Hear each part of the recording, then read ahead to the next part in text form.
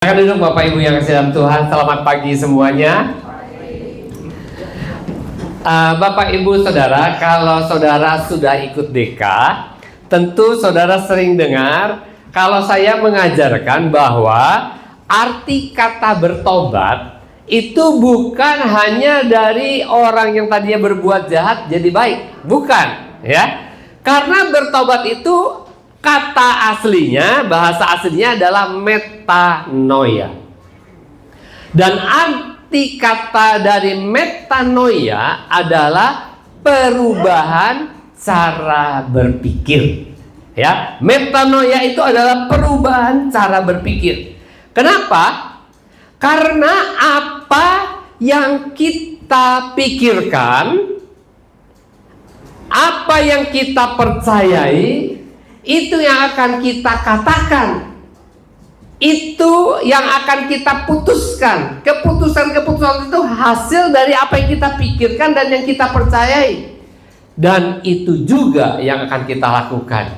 Jadi semuanya dimulai dari pikiran kita. Kita ada di sini pagi hari ini karena kemarin malam atau tadi pagi kita berpikir bahwa kita akan beribadah, dan itu keputusan kita, dan itu yang kita katakan kepada keluarga kita, dan akhirnya kita pagi ini kita bertindak, kita melakukan, kita datang ke tempat ini. Jadi penting sekali apa yang kita pikirkan. Karena apa yang kita katakan, keputusan apa yang kita ambil, dan semua tindakan kita berasal dari apa yang kita pikirkan. Itu sebabnya kita perlu mengisi pikiran kita dengan kebenaran firman Tuhan. Kita wajib tapi dengan sukarela menundukkan pikiran kita kepada firman Tuhan, kepada kebenaran-kebenaran firman Tuhan. Kenapa? Supaya kita bisa menjadi seperti Kristus. Supaya kita bisa menjadi seperti Kristus. Supaya kita bisa level up. Kenapa kita perlu menjadi seperti Kristus? Karena kita yang sudah percaya dan menerima Yesus sebagai Tuhan, kita sudah menerima kepastian, jaminan hidup yang kekal. Kalau kita sudah menerima kepastian dan jaminan hidup yang kekal, apalagi yang kita mau cari di dunia ini? Apalagi yang mau kita capai? Apalagi goal kita dalam dunia ini selain menjadi seperti Kristus? Apapun profesi kita, apapun gender kita, berapapun usia kita, apapun jabatan kita, tujuan kita sama, yaitu menjadi serupa dengan Kristus, ya. Jadi yang supaya kita bisa menjadi serupa dengan Kristus, yang pertama-tama harus kita lakukan adalah merubah cara berpikir kita. Kita harus mengontrol apa yang mau kita pikirkan. Kita harus kontrol apa yang masuk dalam pikiran kita. Karena apa yang kita pikirkan itu sangat mempengaruhi kehidupan kita, ya. Jadi pikiran kita perlu diubah terus-menerus, bukan cuma satu kali, tapi terus-menerus diubahkan. Pak, pikiran yang mana yang harus diubahkan? Semuanya. Semua pikiran kita perlu diubah. Itulah sebabnya kita punya kelas pemuritan namanya Dasar Kekristenan. Di sana banyak sekali hal-hal yang sangat dasar itu diajarkan, sehingga cara berpikir kita, mindset kita mengalami perubahan. Setuju yang udah ikut DK? Ya. Jadi kita perlu menyesuaikan pikiran kita dengan pikiran Kristus. Jadi kalau ada di antara saudara yang belum ikut DK, ayo ikut DK, ya. Kalau di antara saudara ada yang dulu udah ikut DK, ayo refreshing. Perlu refreshing karena DK juga berkembang terus, ya. DK yang dulu sama yang sekarang, boleh tanya Yobel, beda nggak dulu waktu ikut di Malang sama ikut di sini? Ya beda. Karena apa? Semuanya bertumbuh semakin hari semakin seperti Kristus. Termasuk DK juga level up ya. Dan kalau kita ikut, kita akan dapat insight yang baru ya. Hari ini saya ingin memberikan satu penekanan, walaupun ini sudah ada di DK, tetapi saya ingin memberikan satu penekanan khusus karena ini tidak saya sampaikan di DK, yaitu tentang hal yang sangat penting yang jarang disadari oleh orang percaya, yaitu tentang praise and worship. Saya mau beritahu kepada kita semua bahwa musik itu bukan sekedar kumpulan nada-nada, bukan sekedar kumpulan suara yang menjadi back sound. Musik bukan hanya sekedar melodi untuk menghabiskan waktu dan menyenangkan hati. Musik adalah sebuah kekuatan yang paling besar di dunia. Sekali lagi, musik adalah suatu kekuatan yang paling besar di dunia. Itulah sebabnya kita perlu tahu persis tentang praise and worship. Sejak awal musik telah menjadi satu bagian yang tidak bisa dipisahkan di dalam ibadah. Tidak bisa dipisahkan dalam perayaan-perayaan. Orang ulang tahun, orang menikah, orang meninggal, selalu ada musiknya. Dalam perkabungan-perkabungan pun ada musiknya.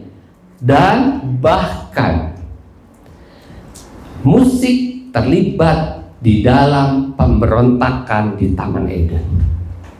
Jadi kita lihat musik itu sangat penting. Dan yang sering kita lupakan bahwa musik itu tidak pernah netral.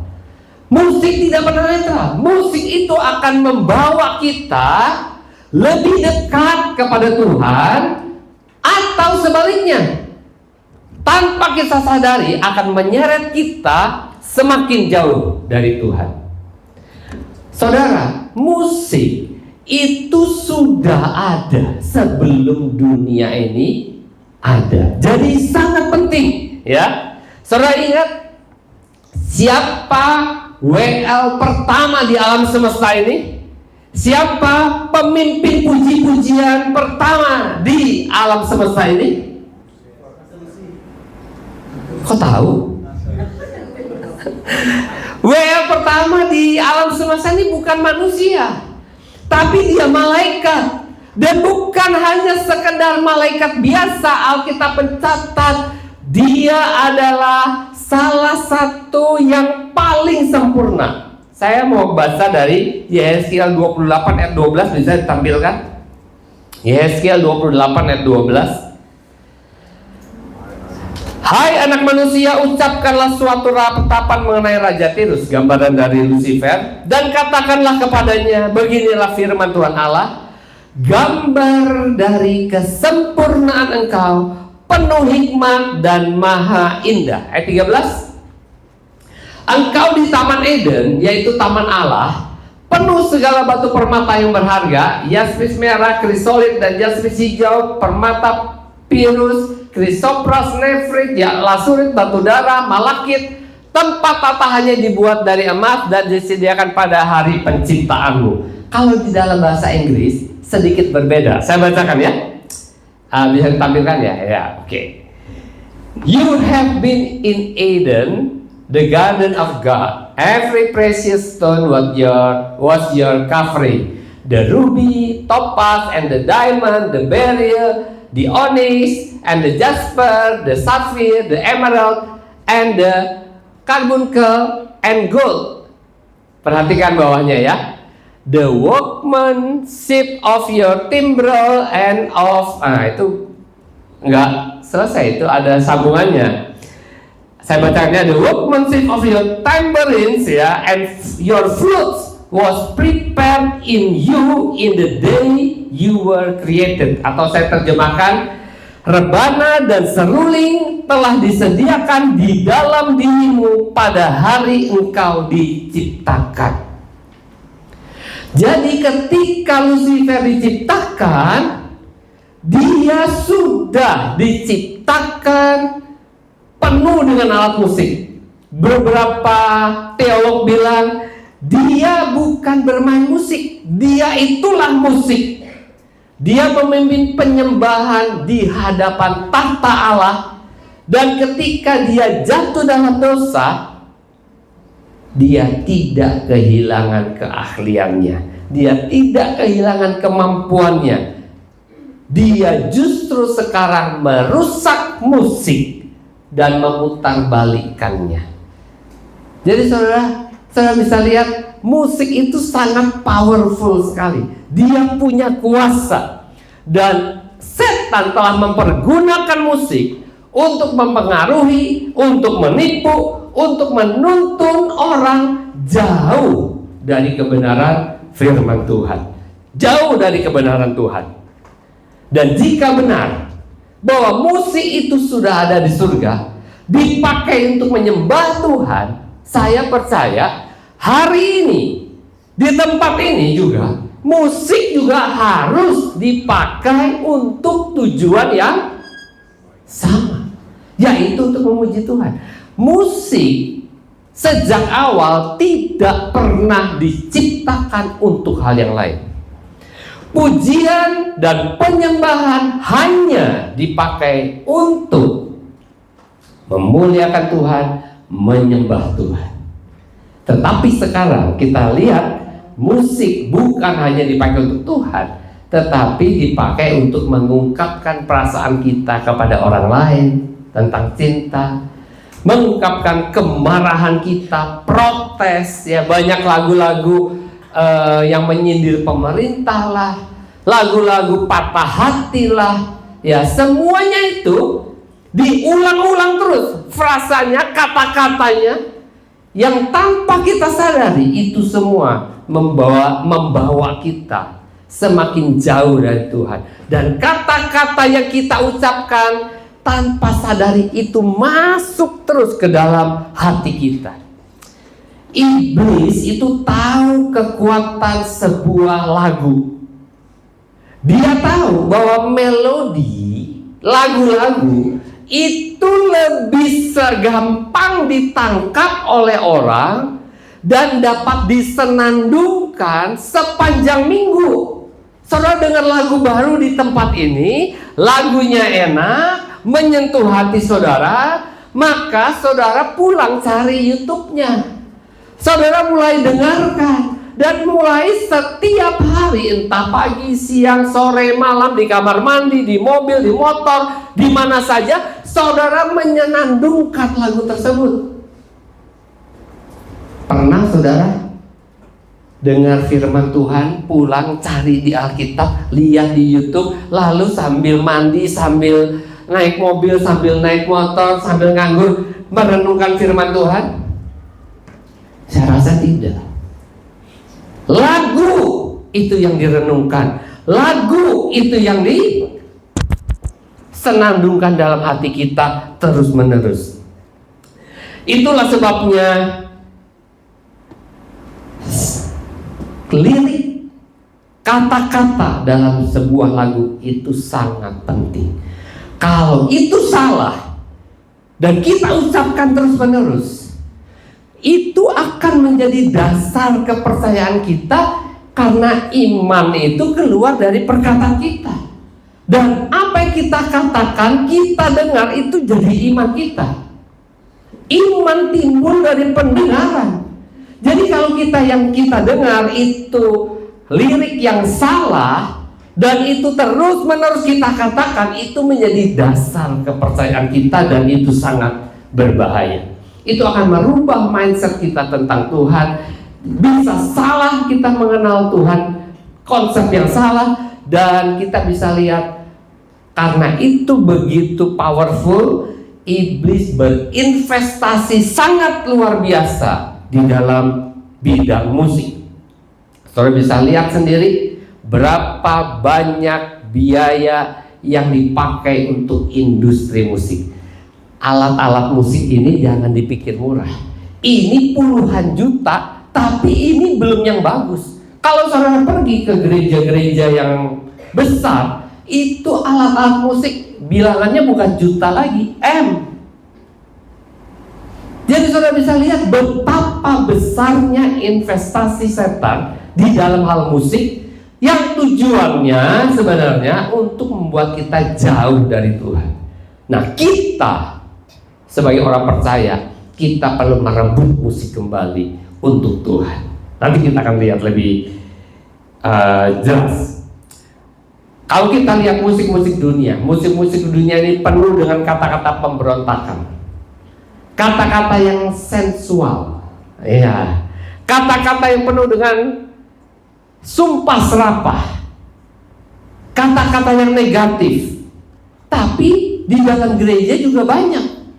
Di gereja cuma didandani, dipoles sedikit, diberi label Kristen, tapi intinya sama.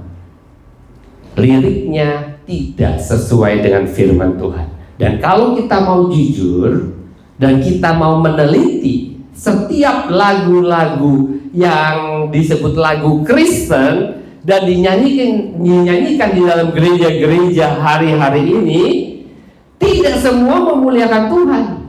Lagu-lagu itu beberapa ditulis dengan motivasi komersil, beberapa ditulis untuk meninggikan nama gereja tertentu, nama pencipta lagu tertentu. Jadi bukan memuliakan Tuhan lagi, memuliakan individu, organisasi, dan menghasilkan uang. Betul? Dan sebagian untuk entertain. Beberapa lagu maksud saya ditulis untuk membangkitkan emosi tanpa menarik orang kepada kebenaran. Jadi kita lihat musik bisa berbahaya karena musik bukan hanya sekadar suara, tapi itu bicara soal spirit. Ya, musik membawa sesuatu.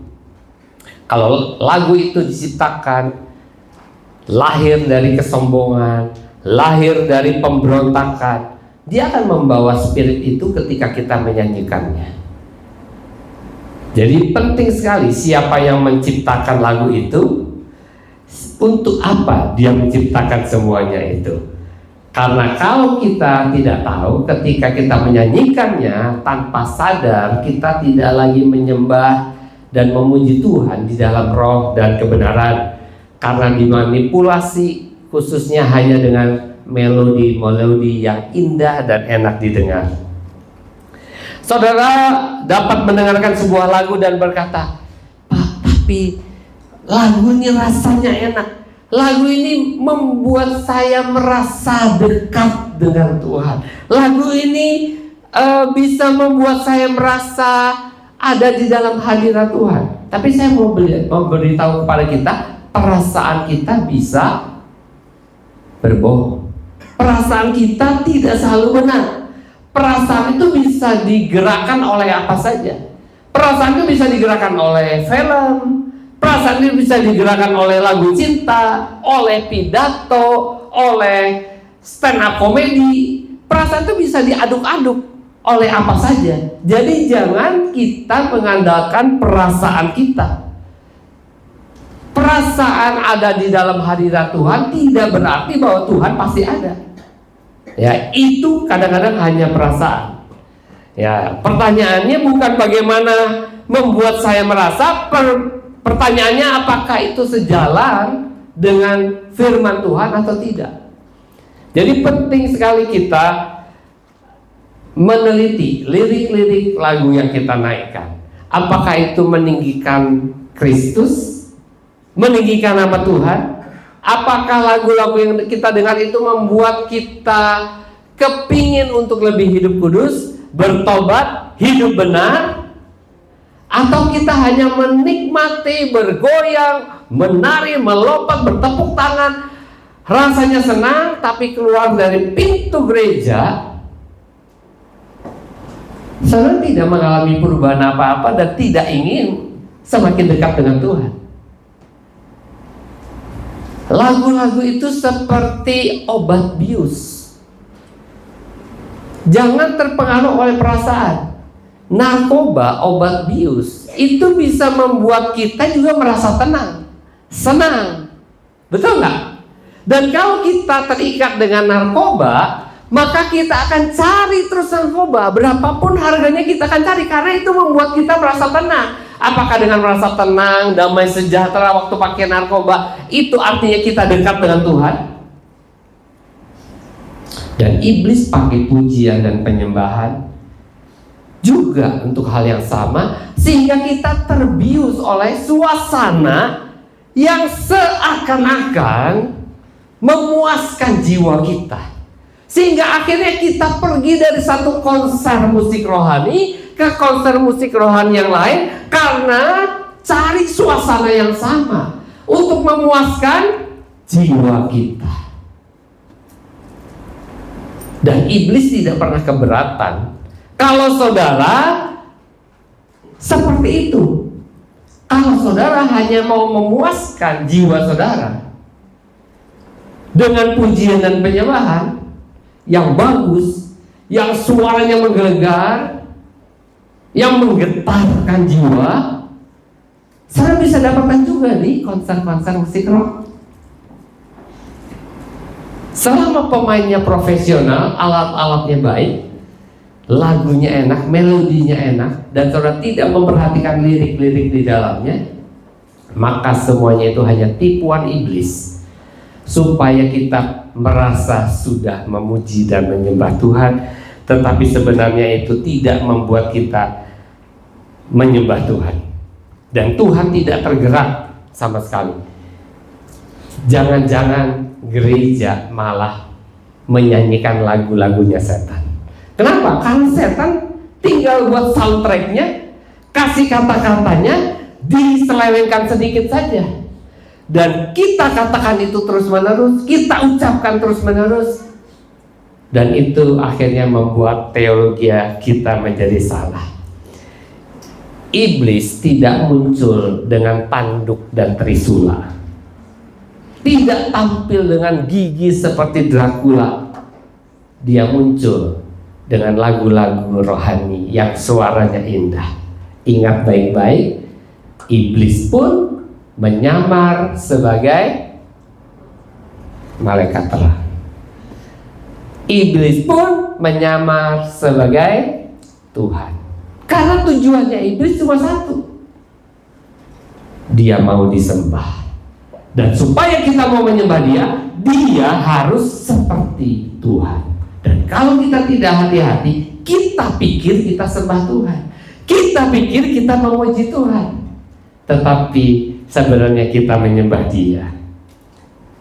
Saya mau tanya sama saudara, kalau saudara saya beri minuman, ya, dan minuman itu sangat menarik, anggap saja Fanta, ya, saudara paling suka minum Fanta atau Coca-Cola, tapi saudara tahu saya tetesin 1 tetes saja sianida,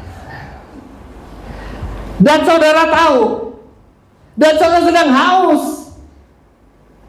Pertanyaannya, maukah saudara minum? Mau saudara minum? Ada yang mau? Kenapa tidak mau?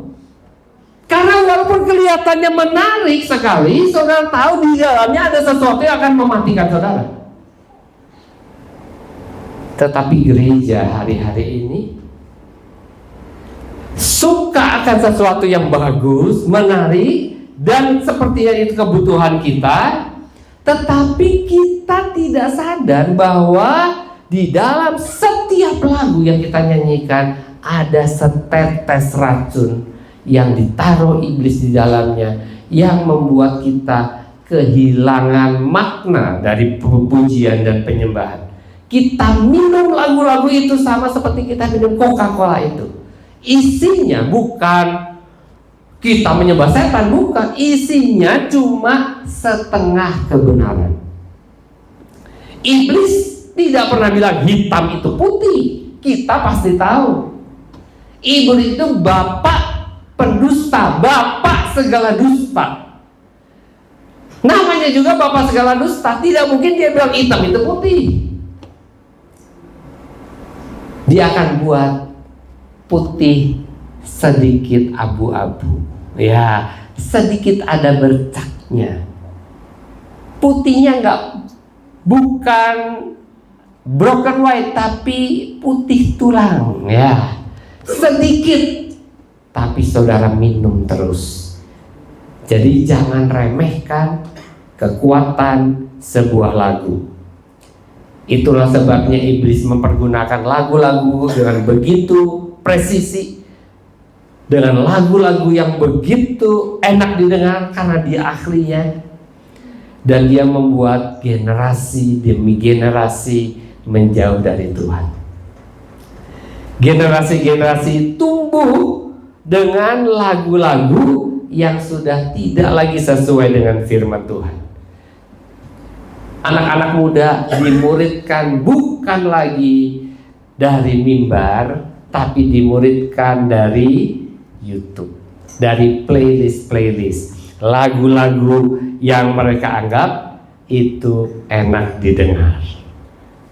Hati-hati, enak didengar, kata-katanya ada Yesusnya, kata-katanya ada dosanya, kata-katanya ada surganya. Bukan berarti itu pasti lagu rohani, bukan pasti itu lagu penyembahan, ya. Dan itulah sebabnya saat ini sangat penting buat kita untuk merebut kembali penyembahan supaya dikembalikan kepada tujuan awalnya. Untuk apa lagu itu dibuat? Semua lagu harusnya ditujukan untuk Tuhan dan memuliakan Tuhan. Pak, jadi gak boleh nyanyi lagu-lagu biasa? Bukan, tapi semua lagu liriknya harus kembali kepada Tuhan. Kalau kita menyanyikan lagu-lagu tentang mengagumi keindahan alam, boleh nggak? Boleh, karena kita sadari bahwa alam diciptakan oleh Tuhan. Tetapi yang tidak boleh itu ketika lagu-lagu itu dinyanyikan. Tadi pagi saya baru dapat lagu, teman saya WA di grup, dan dia tulis di WA saya, dia tulis gini, kata-katanya sangat indah. Jadi saya penasaran, saya nyalain itu. Dia bilang apa? Lagu-lagu itu. Nanti saya bisa share itu. Dia bilang, ketika saya melihat ke cermin, dia bilang, saya tidak bisa melihat sesuatu yang bisa saya banggakan. Saya tidak bisa melihat apa-apa di sana. Apakah lagu itu kata-kata kalimat pertamanya benar? Dia memang disambung dengan kata-kata rohani. Karena saya ini manusia yang tidak sempurna. Tapi kalimat pertama menyeleweng apa? Benar. Ketika kita lihat ke cermin, seharusnya kita lihat, kita betapa baiknya Tuhan memberikan aku mata, hidung, mulut, semua pada tempatnya, tidak satu di sini, satu di sini. Hidung tidak sebelah di sini, sebelah di sini. Bibir di luar gigi, bukan gigi di luar bibir. Ya. Kita harusnya mengucap syukur, tapi kata-kata di lagu itu sebaliknya membuat kita tidak bisa bersyukur kepada Tuhan. Malah merasa kita ini manusia yang lemah, tidak bisa apa-apa, dan membuat kita akhirnya menyesali diri kita. Kenapa kita hidup di dunia ini? Jadi kita perlu hati-hati. Kata-katanya kelihatannya bagus. Saya mau komentari, belum sempat saya komentari karena baru tadi saya lihatnya. Ya. Jadi musik itu sangat punya kuasa yang besar mempengaruhi kehidupan kita sebagai orang-orang percaya. Jangan pernah lupa ketika iblis menulis lagu dan gereja menyanyikannya, itu bukan penyembahan. Memang para penulis lagu tidak pernah ada yang menulis untuk menyesatkan. Tidak pernah. Tetapi kalau para penulis tidak mengerti bahwa apa yang ditulis itu hanya untuk memuliakan Tuhan, harus meninggikan Yesus, harus menarik orang kepada kebenaran, harus membuat orang itu termotivasi untuk hidup kudus dan benar, maka sebenarnya lagu itu hanya omong-omong saja, omong-omong saja gitu loh. Tidak ada artinya apa-apa dan tidak membuat iblis jadi gemetar. Ketika Paulus dan Silas ada di dalam penjara, saudara, mereka tidak merasa nyaman. Tubuh mereka habis disiksa, dianiaya. Dan waktu itu tidak ada musik yang mengiringi mereka itu bernyanyi. Pada waktu itu tidak ada AC yang dingin, tidak ada lampu yang berkelap-kelip, tidak ada speaker yang bagus.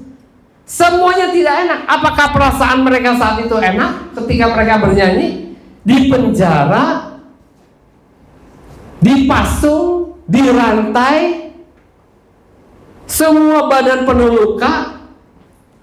Tidak. Tetapi mereka tetap menyanyi dan memuji Tuhan dengan suara keras. Kenapa? Karena di dalam segala sesuatu mereka tetap ingat siapa Tuhan. Mereka tetap tahu bahwa Tuhan itu tetap layak dipuji dan disembah dalam kondisi yang bagaimanapun. Dia tidak berubah. Kalau di DK saya selalu bilang, kalau ada sebongkah permata berlian, berlian ini tidak akan pernah berubah nilainya, bagusnya tidak akan pernah berubah. Sekalipun kita yang melihat, ada yang kaya, ada yang miskin, ada yang sedang sakit, ada yang pintar, ada yang bodoh. Siapapun yang melihat, itu tidak akan merubah kondisi berlian itu. Sama dengan Tuhan. Tuhan itu layak dipuji dan disembah. Kata Mazmur, biar segala yang bernafas memuji Tuhan. Karena memang dia layak. Tidak peduli yang bernafas ini sedang susah atau senang. Jadi kita ada di tempat ini, tujuan kita datang adalah untuk memberikan pujian dan penyembahan kepada Tuhan, bukan untuk menikmati pujian dan penyembahan. Dan kalau kita datang dengan sikap hati yang benar, menyanyikan lagu yang benar, maka itu akan menarik kuasa Tuhan. Sama seperti ketika Paulus dan Silas di dalam penjara. Dengan kita menyanyi, menyembah Tuhan dengan segenap hati untuk Tuhan, dengan memperhatikan lirik-lirik lagu yang benar, maka itu akan menarik kuasa Tuhan hadir di tengah-tengah kita. Makanya dia bilang, Tuhan bertahta di atas pujian umatnya. Tidak ada satu perbuatan kita yang bisa kita persembahkan kepada Tuhan yang tidak pernah Tuhan kembalikan, kecuali pujian dan penyembahan. Kita kasih uang sama Tuhan, itu uang dapat dari Tuhan. Kita kasih waktu kita sama Tuhan, waktu juga kita dapat dari Tuhan. Kita kasih talenta, skill kita, harta kita, semua kepada Tuhan. Semuanya memang kita terima dari Tuhan. Kita kembalikan kepada Tuhan sebagian. Tetapi ketika kita memberikan pujian dan penyembahan kepada Tuhan, Tuhan tidak pernah mengembalikannya kepada kita. Dia bertahta di atas pujian umatnya. Ketika kita memuji dan menyembah Tuhan dengan benar itu gimana sih? Dalam roh dan kebenaran, maka itu akan mengundang Tuhan bertahta di atas pujian kita, mengundang Tuhan hadir secara nyata, mengundang kuasanya bekerja dalam hidup kita. Dan itu yang tidak bisa ditiru, yang tidak bisa dipalsukan oleh iblis. Dan kalau kita semua di sini penuh dengan pengertian yang benar, kita mengerti hal ini dan kita lakukan hal ini, maka iblis tidak punya tempat di tempat ini. Dia tidak bisa menjejakkan kakinya di tempat ini. Dan kita semua akan merasakan lawatan Tuhan. Ya. Ada satu lagu, ini contoh saja ya, yang bilang, Yesus pegang erat tanganku, ku tak dapat hidup di luar kasih-Mu. Betul nggak? Betul. Tapi lanjutannya apa? Bapa, jangan tinggalkan aku. Sejak kapan Alkitab berkata Bapa tinggalkan kita? Yesus bilang, aku sekali-sekali tidak akan membiarkan engkau. Aku sekali-sekali tidak akan meninggalkan engkau. Tidak akan membiarkan dan tidak akan meninggalkan.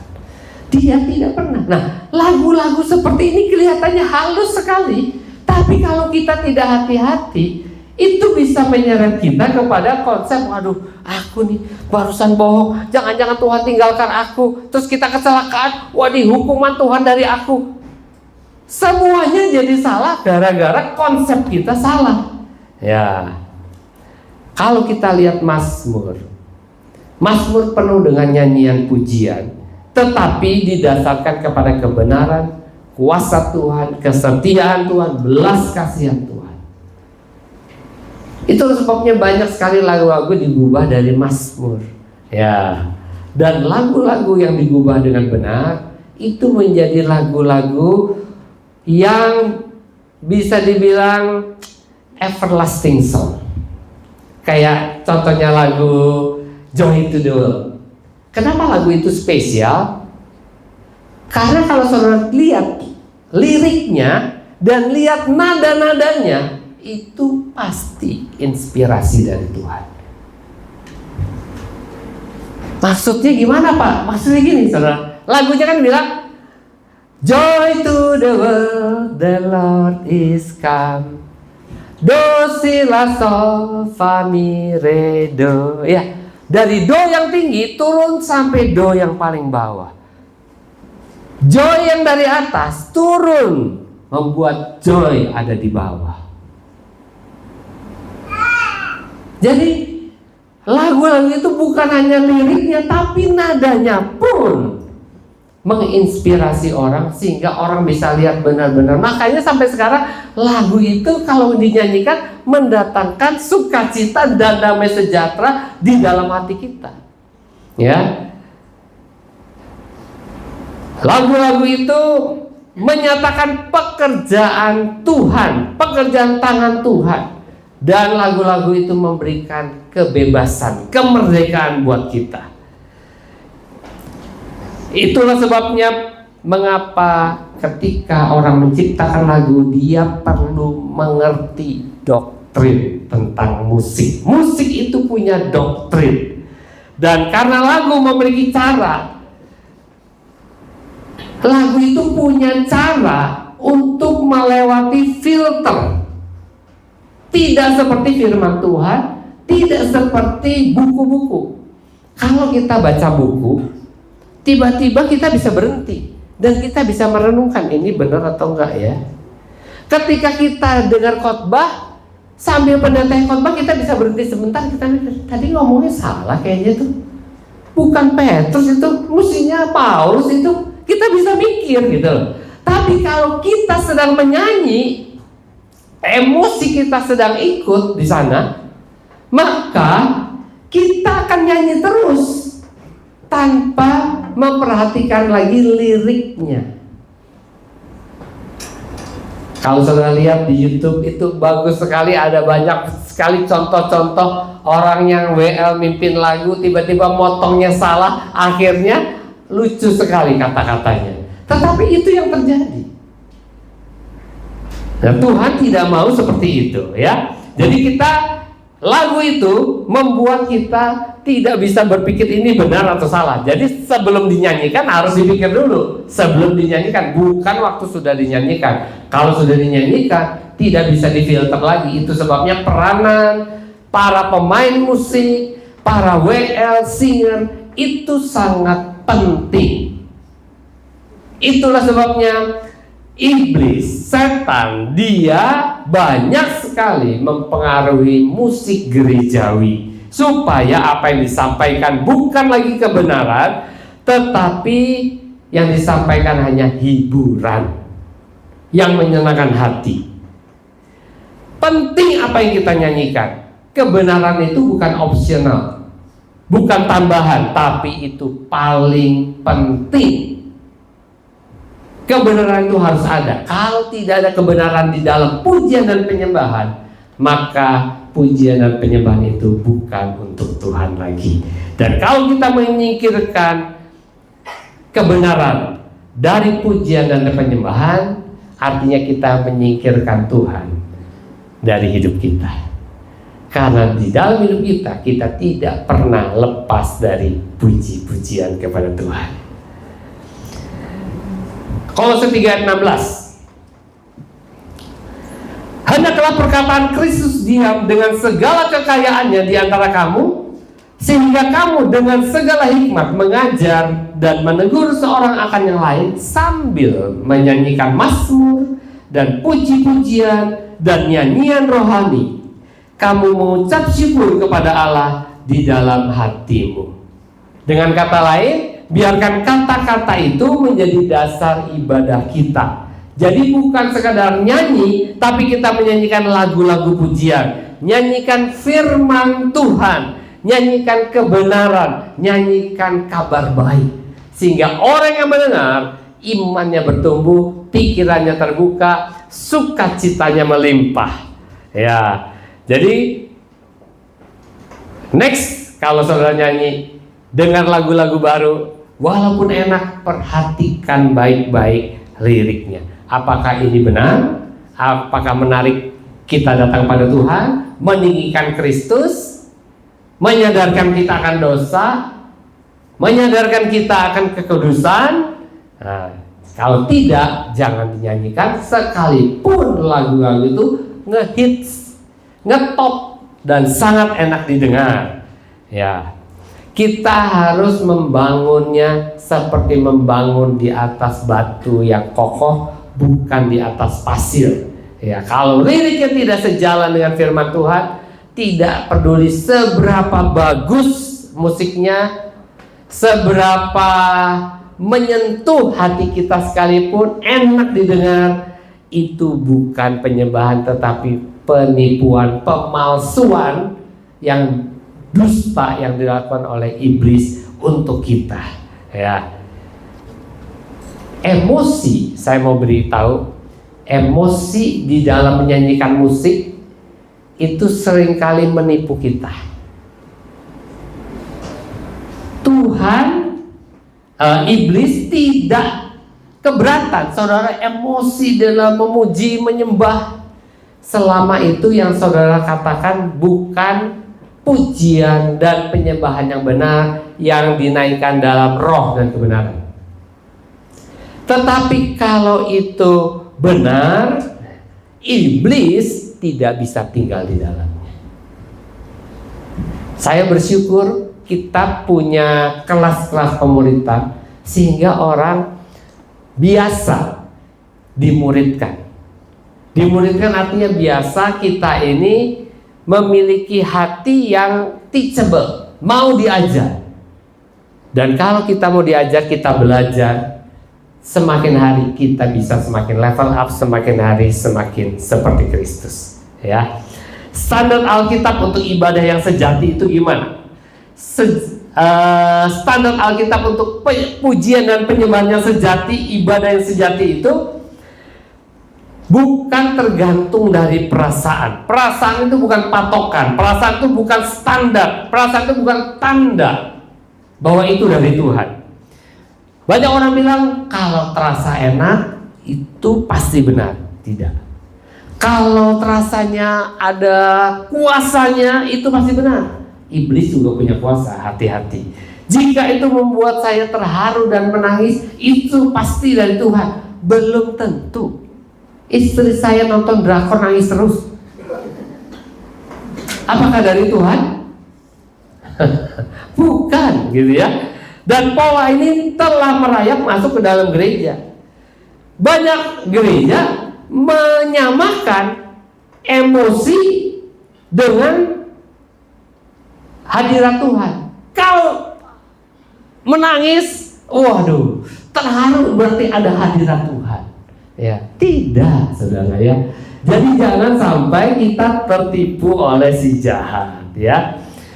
Ibadah bukan tentang seberapa tingginya nada, seberapa banyak air mata jatuh, seberapa banyak saudara merinding, bukan. Tapi ibadah adalah tentang kebenaran. Yesus tidak mengatakan Bapa sedang mencari penyembah-penyembah yang menyembah di dalam roh dan perasaan, tapi di dalam roh dan kebenaran. Ya, jadi kebenaran tidak selalu dibangun atas dasar emosi. Memang emosi tidak salah, saya tidak bilang emosi salah. Kalau kita bertemu dengan Tuhan, pasti kita merasa sukacita. Kalau kita bertemu dengan Tuhan, pasti ada damai sejahtera. Kalau kita ketemu dengan Tuhan, pasti kita bisa terharu, menangis. Itu benar. Tetapi tidak semua orang yang terharu, menangis, senang, damai itu merasakan Tuhan. Gitu maksudnya. Jangan dibalik, ya. Kalau kita bertemu dengan Tuhan, yang pasti itu akan menarik kita untuk mengambil satu keputusan untuk lebih sungguh-sungguh ikut Tuhan. Menarik kita untuk semakin kagum sama Tuhan, menarik kita untuk semakin dekat kepada Tuhan. Berarti itu dari Tuhan. Kalau tidak, itu hanya hiburan dan omong kosong biasa. Mari kita datang kepada Tuhan. Tuhan Yesus, terima kasih karena Engkau menyatakan kebenaran kepada kami, karena Engkau mengasihi setiap kami, dan Engkau tidak mau kami tertipu oleh si jahat. Oleh sebab itu Tuhan, meteraikan setiap kebenaran ini di dalam hati dan pikiran kami, supaya kami bisa mengontrol pikiran kami, supaya pikiran kami jangan sampai salah, supaya pikiran kami senantiasa tunduk kepada pikiran Kristus, supaya pikiran kami selalu diselaraskan dengan kebenaran.